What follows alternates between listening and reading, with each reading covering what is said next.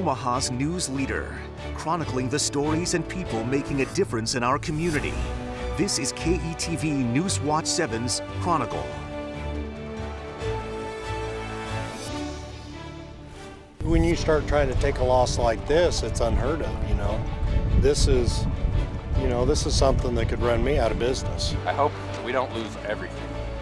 That's pretty much all I was thinking about. It's devastating. I mean, you look around and everybody's basically homeless, doesn't have anywhere to go. It's really an emotional process because people are having to decide what to keep and what to throw away, and it's everything in their life. I never fail to be inspired in moments like this. The way communities come together and people volunteer, put themselves in harm's way to help others. It's just the best of America. I mean, this shows the heart and the heartland. Hey, good morning, everyone. I'm Rob McCartney. Welcome to KETV News Watch 7's Chronicle. Well, we've seen the devastating impacts of the flooding. More than half the counties in Nebraska, several in Iowa have declared emergencies. Early estimates show $1.4 billion in damage in Nebraska. In Iowa, it's a little bit more, $1.6 billion. And everyone expects those numbers to go higher. Well, in this half hour, we'll speak with the Army Corps of Engineers going to one of the levees that was breached and get an update on the current situation there. Plus, different ways you can help flooding victims or apply for help if you need it. First, from Sioux City to Falls City and beyond, so many cities and people are dealing with the floodwaters and the aftermath. It's a flood that hit hard and fast. Incredible. It starts with ice-jammed rivers breaking up, taking out bridges and levees.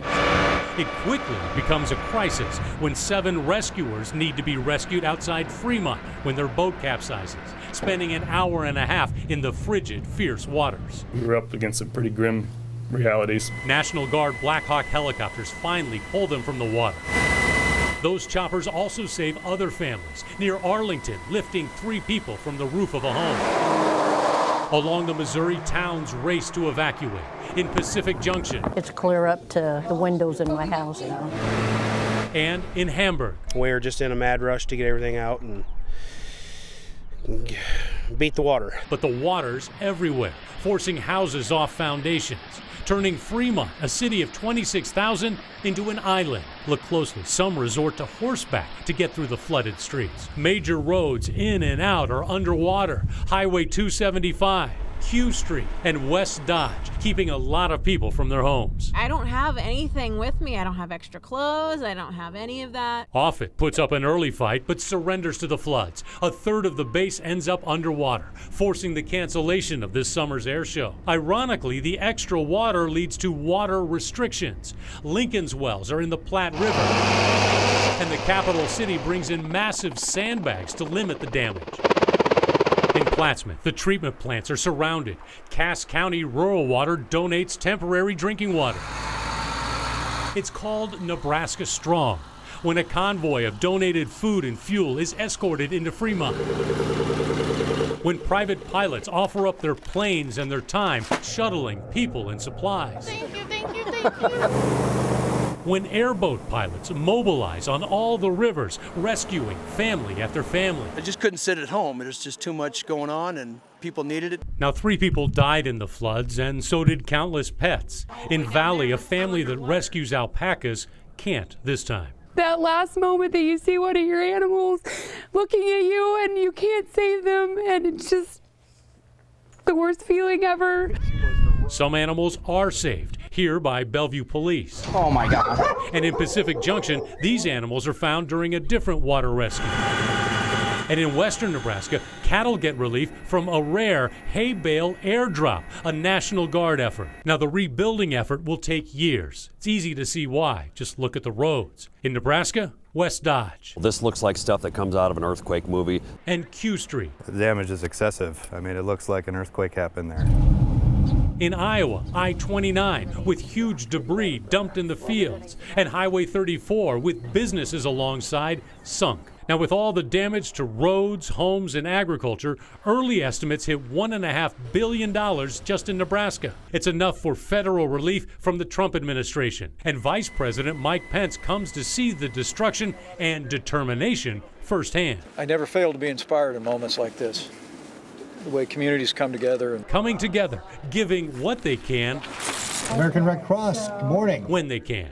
It's Nebraska. We will rebuild better and bigger than we have before. And Iowa. This is for our families. They need this. Strong. But it just makes you feel good that people care. People care. They do care, and that's what Nebraska Governor Pete Ricketts repeatedly points out as he assesses the damage. KETV News Watch 7's Michelle Bandor spoke with the governor to get an update on federal funding and how long we might be paying for the flood damage. Governor Pete Ricketts, thank you so much for being with us. What can you tell us is the current flood damage situation in the state? Well, we're still going through the analysis, and FEMA right now is going through the various counties to qualify them for the individual assistance and public assistance to the counties. They haven't done that yet. You know, we're still estimating it's about $400 million in livestock damage, about $440 million in crop damage, $439 million to our roads. We've got 15 bridges out, 258 miles of roads that need to be repaired. So we know we have a lot of work to recover, but we've seen great spirit from Nebraskans. Our first responders, our law enforcement, volunteers, the victims, everybody's just had a great spirit, great willingness to recover. It really, you know, gives meaning to the words Nebraska Strong. Well, that is staggering. Those numbers are staggering. $1.4 billion total is what we're thinking. And so how long do you think we'll be paying for the flood, and what impact should a typical homeowner expect? Well, here for our homeowners, one of the things to really know is they need to start by registering for FEMA. And they can go to disasterassistance.gov website there. If they go on their smartphone and go to the App Store, they can search FEMA and get an app downloaded there. So there's a variety of ways, and we're also going to have these disaster recovery centers open as the FEMA people get here and get those set up. So that'll be another opportunity. They can call in. So there'll be a variety of ways people can register. One of the things we really want people to know is that they need to document their damage. So, you know, the natural inclination of people is just to start cleaning up. But please take pictures, videos, anything of the damage ahead of time so that your claim doesn't get rejected down the road when you can't prove you had the damage. It's also going to be important that you collect any information with regard to insurance. If you're going to get rejected by your insurance, you're going to need a letter back from them. So there is a process to go through. But once you get filed, what will happen is we'll have these disaster teams that will go around the state. They'll knock on everybody's door. Well, they'll set up an appointment, but they'll go to everybody's house individually and assess the damage and then determine what kind of assistance they'll get. I think it's important to also remember that the individual assistance is really just to kind of get people started back up again. So these are not the replace your house dollars. What FEMA really is going to be looking for is your insurance to be able to start there. There will also be small business loans available at low interest rates for homeowners as well as renters, not just small businesses.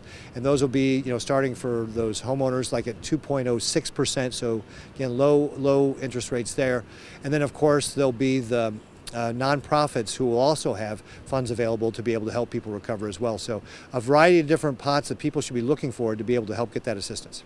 So do you think it will trickle down into, you know, folks who weren't affected by the flood, but as far as, you know, having to get into the general budget or raising taxes, that sort of thing, you know, or finding taxes somewhere from other folks, other places to eventually pay for this? And how long do you think it will be before, you know, that we're paying for the damages? Yeah, so, you know, FEMA will pick up 75% of the cost, and then the state generally picks up 12.5% and counties the other 12.5%. And some of the work the county does actually will count toward that 12.5%. We're really at the early assessment stage, so it's difficult to know how it's going to impact our budget. But we also know that, for example, we don't pay for the construction on roads until it's constructed. So this will be a multi-year process. So the money that the state will have to kick in will be spread over a period of years. And what we'll look to do is try and manage that within our budget with regard to how we pay for all this. Okay. So what can the state do to prepare for another flood of this magnitude? I know we're talking about up north and preparing for that. So, I mean, how can you prepare for this? Well, it's really difficult to see how we could have prepared for this because this really was a record event in our state. I mean, if you compound it with the blizzard in the Panhandle, as well as the rains that we got, it came on top of snow that was on the ground and frozen ground. You know, we set records in the Niobrara, the Platte, the Loup, the Elkhorn, and the Missouri River. And you just can't really predict those sort of things. You know, for example, I was talking to the folks in Plattsmouth. after the 2011 flood, they rebuilt the levees and put them up higher. They thought they'd never see a flood event as high as 2011, and of course, we beat that record. So it is difficult, but you know, one of the things we know we're going to have to do is actually this spring flooding season is not over. So we're going to need to work with the Army Corps of Engineers. We're going to have to repair some of the levees as quickly as possible so that if we have additional weather events and of course the snowpack runoff from the Rockies, all of that is going to mean river levels are probably going to continue to remain high. So we need to make sure that we're prepared to handle that water that's going to be coming into our state really, you know, throughout the spring and summer. It's overwhelming to think about. Well, we certainly have a lot of work left ahead of us, but I got to tell you, we got a great team. We've just had phenomenal response from the local folks. You know, our county emergency managers have been working around the clock, our law enforcement, first responders, volunteers. We've had tremendous response from the federal government. FEMA has been fantastic to work with. Paul Taylor, their Region 7 administrator, was up here on the ground helping us get set up. You know, we got the disaster declaration in record time, just 2 days. So we've got a lot of support from people not only in the state but outside the state to be able to deal with not only this current issue but the other issues that may come down the road with regard to the flooding. Governor, thank you. Rob, back to you. All right, now if you're interested in applying for federal disaster relief, you can start at the website disasterassistance.gov, or you can call 1-800-621-3362. USDA is also offering assistance to farmers and ranchers. That number, 1-800-831-0550. If you have a small business and are feeling the effects of the flooding, Small Business Administration wants to help. They've set up a business recovery center at Bellevue University. You have until May 20th to apply for property damage assistance, until December 23rd to apply for economic injury aid. Now, plenty of people are looking for ways to pay for the damage. That means insurance. And joining me now is Bruce Ramsey. He is the director of the Nebraska Department of Insurance. Thanks very much for being here. My pleasure, Rob. So, all right. So first, what can homeowners do if they haven't already? I mean, we're 2 weeks removed from this flooding. Well, it's important to communicate with your insurance agent or insurance company. And as you get started with the cleanup process, make certain to document everything.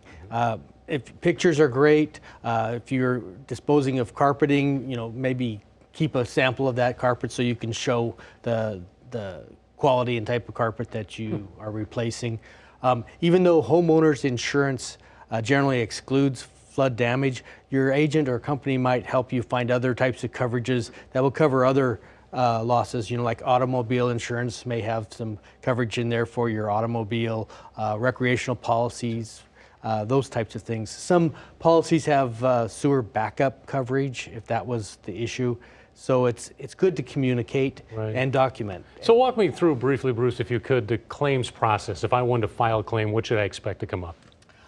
Well, basically, notification of your insurance company is extremely important. And if you have flood insurance, also it's good to have the disposition of your homeowner's insurance policy first, so that the flood insurance program can determine how much they should pay. Sure. And again, preventing further loss is important. So you don't want mold to get started. So as soon as it's able to be dried out and cleaned up, that's really important. Now, some people didn't have flood insurance. They said they tell us they were told they didn't have to get flood insurance. A lot of people buy flood insurance because it's required for their mortgage company. And I really think that everyone should consider buying flood insurance, whether or not you live in a flood prone area. You never know. This was a really rare event, and I think it caught a lot of homes by surprise. So it's available to anyone if your community participates in the FEMA program. So it should be considered not just as a requirement for mortgage, but for everyone. And so even if you pay off your mortgage, you shouldn't get rid of your flood insurance, right? That's right. That's right. You have also a consumer hotline. I know we have that information. We put it on the screen. It's 1-877-564-7323. People can call the number. Also, you have a web page. What can people expect to get from this consumer hotline? What kind of questions do you like to hear? What kind of advice do you give them? We can help out by directing people to the right place if they need contact information for their insurer, or if they feel like they have a disagreement about how their insurance was handled, we can assist with that. And we're always happy to help out as much as we can. Right. And the people who don't have flood insurance, is that going to impact the rest of us? Is there any way that we would be picking up the slack, if you will? Well, not that I can really think about, but I would encourage individuals to look into the assistance programs for this event. And also, if you have flood insurance, don't hesitate to file a claim. It won't be discounted against you. Right. So. And do it right away, right? Right. All right. Right. Hey, Bruce, thanks very much for joining us today. Good advice, and hopefully people will reach out to you and help. Thank you, Rob. You bet. All right, the work continues on repairing the flood damage. Army Corps of Engineers plugging breaches on a number of levees. All of the levee systems from where the confluence of the Platte comes in south to the Missouri border have been compromised. All of them. And after that staggering announcement, we went to one of the biggest breaks, the Union Dike levee. It flooded the valley area. And next, we're going to go there with the Corps to see the repairs and what's happening with other levees. You're watching KETV News Watch 7's Chronicle.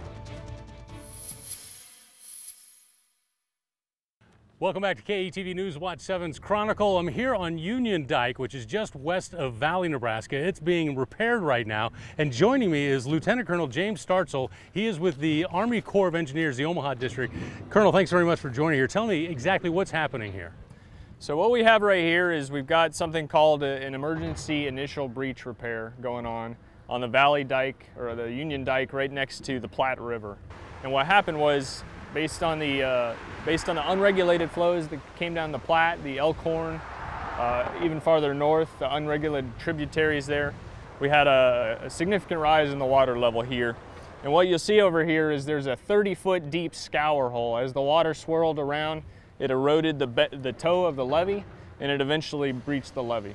And we're talking about a 500-foot breach or what? So this particular breach is one of the smaller ones, and it's about 300 feet in length and about 32 feet deep. Some of the other areas in the Missouri River that we're seeing, the breach length is much longer, 1/4 mile, 60 feet deep in some areas. Okay, and what is the situation with other levees and other dams in the area? So within the Missouri River Valley, from the Platte south, we've got about 52 breaches in the levee system. And all the levee systems between Omaha and Rulo, Nebraska, what happened when that unregulated flow of water came down is they all overtopped.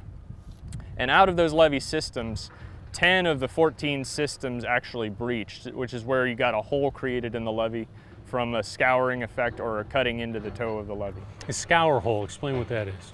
Yeah, so what happens is, especially in areas where two water bodies are coming together, two rivers, there's turbulence created, and the water creates a little, like a whirlpool effect that erodes away at the toe of the levee, eventually cutting into it and sometimes breaching it. And some of the material they're using here, it looks like riprap and rocks. What exactly are they using? And I understand there's a supply concern too. Yeah, with all the recovery work in the area, plus all the normal demand of construction in the area, materials are in high demand. So what they're doing right there is they're armoring the front of the levee to prevent further erosion for the next few weeks until we can get a permanent repair in place. But what they have to do in the interim is they have to use suitable concrete that will still fulfill the same intent as riprap, but it's not quite what we would use in new construction usually. We are not done with flooding season. In fact, we're just really beginning flooding season. What are you going to tell people? Yeah, well, what we're really telling people is, first of all, be safe. If you're ever near an area that's got water coming over the roadway, do not drive through it. And around construction sites, as repairs are going on, stay away from the construction sites if you can, because there's a lot of loose soil. You might fall into the water body, you might get near construction equipment. The second thing is, it's going to take a while to repair all of these breaches along the system from here to Rulo, Nebraska. And we just want people to be safe. We want people to understand that it'll be a while before we can get permanent fixes in place. Right, and there's still some snow melt that's happening up in South Dakota, north of us. Y'all have just released more from the Gavins Point Dam. There are people downriver who are not happy with that. They say, why do you have to do that? How do you explain that to the people in Hamburg who are saying, why release more water? We're already underwater. Yeah, we're certainly concerned about the conditions along the river, especially the people in Hamburg. And what happened was, or what we expect to happen is in the next few weeks here, as the spring, the warmer temperatures come out and melt the snow, we do expect a lot of snow melt, especially over the next week, because this is really the first warm week that we've had. And because of all that snow melt, a lot of the unregulated tributaries coming into Gavins Point Dam have filled up all of the reservoir capacity north of Gavins Point Dam in the Fort Randall Dam. And so to create some room for that continued flow out of the Niobrara River and other tributaries, we've had to release some water from Gavins Point. Some people think maybe that the Corps is not paying enough attention to homeowners and property owners. They think more about wetlands and recreation and economic impact. Is that true? What do you tell them about that? Well, what I would say is each of our projects, each of our water storage projects has 8 authorized purposes. Really, in the last year, we've been operating almost primarily in a flood control mode, and we've really been doing everything we can to control the flow of water out of there for public safety purposes. Whenever there is a high water event where flood is a concern, the primary mode of operation is for flood control, and we do our best that we can to make sure that that water comes out consistently. Governor Ricketts says he wants to work with USACE to repair the levees as quickly as possible. Everybody wants that. Finally then, what do you see? What's your prognosis for what happens going further, going along here? Are we looking at a very long time, months, weeks, years, what? So we're putting together a team right now to assess all the damage along the levees. As you probably know, the water is still too high in a lot of places to fully evaluate the damage. But we've got a team together. We're doing aerial and hydrographic surveillance right now to figure out what the design would be to repair the levee. What we're going to do first is we're going to put in emergency breach repairs, such as the one you see here. Then we'll come back and we'll do interim repairs, which are going to be an upgrade to this. And finally, we'll do a full rehabilitation. That's going to take a long time, and we're still trying to figure out exactly how long that'll take, but probably a year or more. Okay. All right. Lieutenant Colonel Startzel, thanks very much for joining us. Thank you. All right, and still to come, do you need help from recovering from the floods, or do you want to help others who need that help recovering from the floods? We're going to talk about that when KETV News Watch 7's Chronicle continues. It's just amazing how the people come together. You don't even have to ask them. They show up. We all need to pitch in and help and take care of one another, and that's what I wanted to do. I just couldn't sit at home. There's just too much going on, and people needed it. And welcome back to KETV News Watch 7's Chronicle. Several organizations are helping the Metro's flood victims, including the American Red Cross. They have shelters open right now across Nebraska and Iowa. Volunteers also teamed up with the Nebraska Broadcasters Association to put on the Nebraska Strong Drive for Flood Relief. That raised more than $440,000.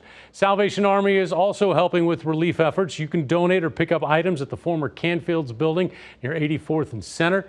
Army is also working food service operations in multiple flood-impacted cities. Now, the comeback from all the flooding involves big cleanup across both Iowa and Nebraska. You can get involved. Salvation Army is looking for donations like bedding, cleaning supplies, new clothes. If you'd like to volunteer for the Salvation Army, call 402-898-6050. You can also make a monetary donation to redcross.org/donate. But be smart about who you donate to. There are some scammers out there. And a reminder, your comments, they're an important part of the show. If you want to be heard, email us at news@ketv.com. I read them and love hearing from you. Now, we just scratched the surface on the devastation facing our community. You can see more of our stories right now on ketv.com. I'm Rob McCartney. I want to thank everyone who has stepped up to help others impacted by the floods. It's going to be a long haul. Thanks for watching. See you back here next Sunday morning.